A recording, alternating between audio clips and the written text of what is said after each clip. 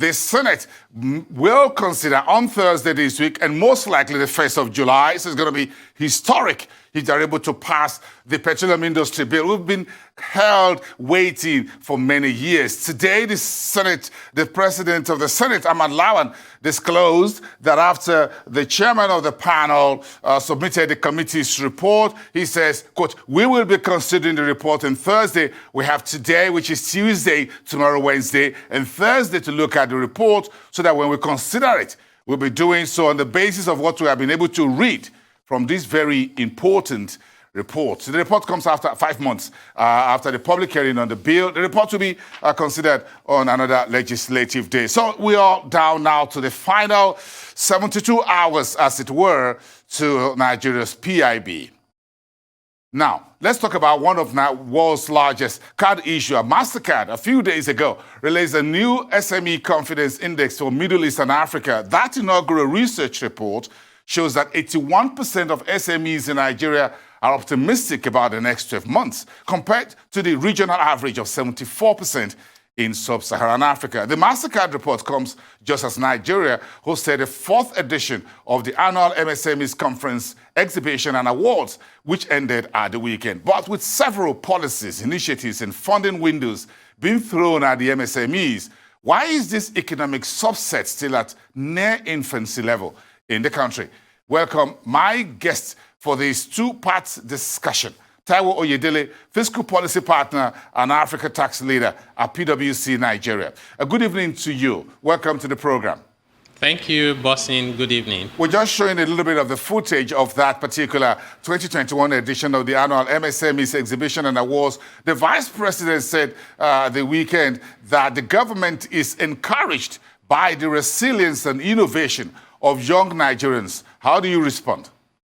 Yeah, thank you. I think the Vice President was saying, just the facts.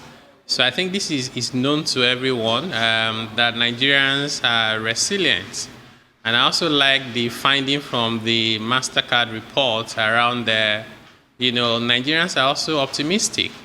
So I think it's almost like second to none, whether you're looking at Africa or even by any standard global comparison. So there was a report, I think a couple of years ago, an article by the World Economic Forum that indeed, revealed that Nigeria for a number of years had the highest number of SMEs as a percentage of population of any other country in the world. And even more recently, another report shows that Nigerians, even though we're only about 20% of the African population, we account for about 50% of MSMEs on the continent. So that just goes to show that despite the difficult operating environment, despite the economic challenges, despite the poor infrastructure that we have, lack of access to finance, people are getting going and they're trying to do something for a living, and they're trying to survive, and they're trying to thrive. With a lot of innovation, a lot of creativity, Nigerians are passionate and they have very high energy level. So all that they're just waiting for is the right policy environment, the right framework to harness this energy and translate it into more productivity. Like they will say, we should not just be working hard if we can work smart. You may find somebody is on the road jumping up and down for 12 hours in Nigeria, and he can barely boast of 2,000 naira, at the end of the day. Whereas someone else in another country will do half the effort and have more results to show for it. And this is all down to policies and how government, as well as I would say the private sector, support this all-important sector of the economy. Now, that's where we're going. Well, what is the reality on the ground in terms of Nigeria's various policies? You want to fast-track MSMEs development. You need policies. Are there too many policies chasing the same goals or different goals, by the way, in your view? The answer is yes, Bosin. I think on one hand, maybe the understanding of MSME is not even consistent for various policymakers, because you sometimes find that on one hand, they say they are supporting MSMEs, and then the next minute somebody is, breaking down shops, they are chasing Okada riders. It does not occur to them that those are MSMEs, right? So the barber there, the hairdresser, the fashion person, the makeup artist, the Okada rider are MSMEs. So what you find also is most times, like many things that we do in Nigeria, we want to centralize and control everything. You find the federal government with a lot of interventions around MSMEs. You find states are doing their own, and sometimes, maybe local government, you actually don't know what they're doing, by the way. And then you find that not only are these too many, they are sometimes or often uncoordinated, they are conflicting, and they are also inconsistent. So what that means is you don't get the result you're looking for, or you don't get it at the scale that can really move the needle and make a significant impact. And these policy issues range from, over-regulation into things around multiple taxation, and not just even providing them with the management skills that they need, as well as access to finance. So you find a lot of interventions are aimed at providing finance, but they are not accessible. So you find MSMEs owners, we go and borrow, private arrangements, and they're paying 5% per month. So when you look at Nigeria, Taiwo, what type of MSMEs development policy is desirable for the kind of very large informal economy that we have, and why? Should we go industrial? Should we go a mixture of services and industrial manufacturing? I think it would be a mixture of that, because the MSME is currently contributing over 50% of our GDP and over 80% of employment. So what that means is you cannot ignore any aspect of the MSME sector.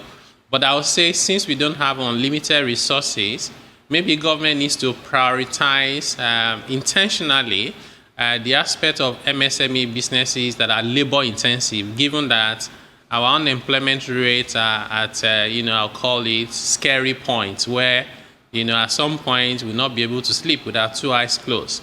So government needs to think about even cottage industry. We used to have them a lot in those days.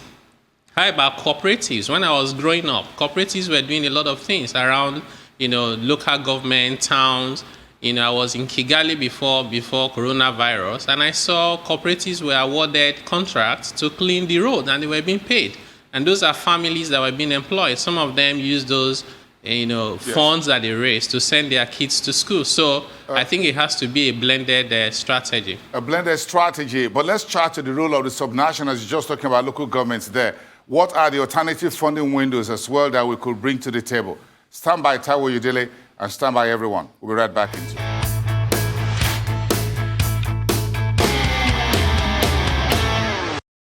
Okay, let's continue the conversation, drilling into Nigeria's medium and small enterprises, or MSMEs, with Taiwo Oyedele, partner and Africa tax leader at PwC Nigeria. Thank you for your time, Taiwo. So do you think it is time for Nigeria to try perhaps a bottom-up MSMEs approach by letting the subnationals, you mentioned it before the break, the states, the local governments, take the lead? Yeah. My answer to that is yes. If not for anything, the fact that we have tried the top-down approach for many years and it has failed woefully, I think it's time to do something differently. So imagine today, if we enact a law, maybe we need to think about what is it that we want to do for the MSME sector, and enact a law centrally, but to be administered by all levels of government. Maybe you need to have the equivalent of Corporate Affairs Commission for business registration at the local government level to deal with micro and small enterprises, maybe at the state level to deal with medium, so that the federal can focus on large businesses. And what that also means is, because the issues are local, it's better handled by those levels of government. But the issue you also have sometimes is local government in particular are the ones that introduce all manner of taxes. And those taxes disproportionately affect the MSME sector. We're doing some analysis recently at my office, and we counted up to 180 different taxes. More than 90% of those affect MSMEs. And, by the way, when we say MSMEs, some data say there are about 41 million of them, but 99% of them, more than 40 million are micro. So you can't deal with micro entities from the center. So we need to decentralize, find a way to coordinate those activities and policies so that this sector, all important sector, can begin to thrive so that they don't start their business today and they fold up before the end of the year. So which is really the problem. As people start, they can't survive 1 or 2 years and then they have to restart all over again. So speaking of funding as well, as we throw policies and initiatives, we're also throwing all manner of funds into the MSMEs. You have the Bankers Committee funding, you have the Central Bank, you have the Bank of Industry, we have development finance banks that are all throwing all manner of money into the MSMEs. So is it, I have to ask, I've asked the bankers, I've asked a couple of folks, is it all about money? Do we need special window, non-interest bearing funds or Islamic products to catalyze these companies in different parts of the country? Yeah, so I think you're right. Sometimes, in as much as funding is a major issue for MSMEs, it is not the only issue. And maybe in the overall, scheme of things, maybe it accounts for less than 10% of their challenges. Those other challenges include not even having the management skills, inability to find the right skill in terms of labor, not having access to information technology, infrastructure. For example, we conducted a study, and for many MSMEs, their largest cost is not even staff cost. It is electricity. They are generating their own electricity. So government has to be intentional in identifying those challenges and dealing with them, not thinking that once you create a fund, here and there, and you call it something to do with MSME, then you have solved the problem. No, you're not solving problems like that. So we need to look at, even getting data about who is MSMEs, where are they, what are they doing, and what are their challenges. I do not see any reason why, for example, if you have a single law to deal with MSMEs, you also have a single platform off and online. So I can only just go to one website if I have access to the internet, and I find everything I need to know about MSMEs. So here we are, Taiwo, may I respectfully cut in, we have the various groups talking about MSMEs. You have the Manufacturers Association talk on behalf of the MSMEs, you have NASIMA, you have to talk about the NECA, you have the MSMEs. So we've got quite a whole lot of bodies on the ground, everybody fronting for the MSMEs. But here we are, we haven't really made much progress in catalyzing them for industrialization of the economy. So that still come back to the question about the approach that we are using. Yes, you're right. It comes back to the approach. Because if you think about it, the largest companies in the world today, whether you're talking about Apple or whether you're talking about Google or Facebook, they started as SMEs. So people have to always realize that. So it's also in the enlightened interest of policymakers, including politicians, to support the MSME because they're the ones that will grow to become very influential and drive the economy. You said they should support them, but they say they are supporting them, that they want to continue supporting them. Do you want a different CAMA, Companies and Allied Matters Act for MSMEs, for example? You talk about the CAC registration. Yes. What I even think is not just a CAMA for MSME, it's an omnibus law for MSME, right? So just one law that tells me about registration, it tells me about taxes, it tells me about almost everything that I need to do relating to government. You should not be asking micro businesses to deal with 15, 20 agencies. They don't have the capacity to do that. They can't even keep their records, right? So it's one thing to say we are supporting MSMEs, but the question is, how are we supporting them? And I also think that actually, while Nigeria is planning about how to support MSMEs and what they will do, I'm almost tempted to say we should have a list of what we should not do. Because sometimes you're pulling in one direction and you're pulling twice as hard in the other direction, and that you never get the result that you want from those kind of disjointed and uncoordinated approach to the support that is being provided. Okay, so on a final note, what else do we need to bring to the board on board to change the existing narrative on domestic MSMEs? What can policy advisory firms like yours at PwC, what else can you help to achieve, perhaps speaking with the states, the subnationals, and the local government, if they can come up with something of their own that is bankable and workable at the bottom of the pyramid level? Yeah. What I would say is I think we need a national strategy. And what I mean by that is there's the policy aspect of it, and then there's also the legislative aspect of it. So let's use data to make the decision that we want to make. What interventions do we want to do? Why are we doing it? What impact do we expect? Let there be some baseline of where are we today? What is the average lifespan of a small business in Nigeria? So if it's 3, how can we increase that to 10 years? You know, how can we make sure that not only do we have funding, but they have access? How can we help with vocational training? How can we help to improve their, managerial skills?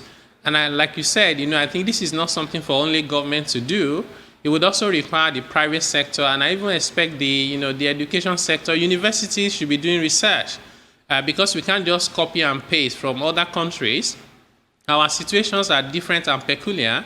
We should be able to find local solutions to our local problems.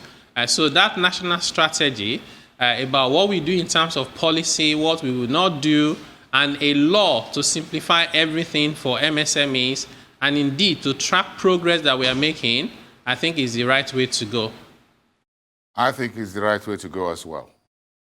Taiwo Oyedele, Fiscal Policy Partner and Africa Tax Leader at PwC Nigeria. Thank you so much for what you folks are doing at PwC, and thank you for your time coming on the show this evening. Thank you for having me.